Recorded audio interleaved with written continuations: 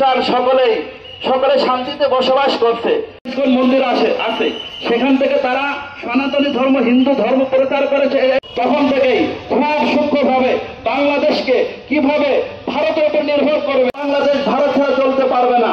আর ISKCON মুসলমানদের উপরে আঘাত করবে। মুসলমান আর হিন্দু শিল্প কারখানা পাট শিল্প সেটাও বাংলাদেশের হাতে তারা তৈরি করে রাখতে চায়, কিন্তু আমরা কখনো এটা হতে দেব না। ইসকন ইমামকে হত্যা করেছে, আপনার ফাহাদ যে বুয়েটের যে হত্যাকাণ্ড ঘটিত হয়েছিল। এভাবে আমরা দেখি হিন্দু মুসলমান আর হিন্দুর মধ্যে দাঙ্গা হবে না, অন্যের ধর্মের উপরে আঘাত করা যাবে না। সকল মুসলমান সামনে আসছে। এছাড়াও তারা যেই ইসলামের ভারতের বিরুদ্ধে যেই কথা বলে শৃঙ্খলা রক্ষার জন্য খুব ভয়াবহ। এজন্য বাংলাদেশ সরকারের কাছে আবেদন থাকবে, ইসকন হবে। আলহামদুলিল্লাহ।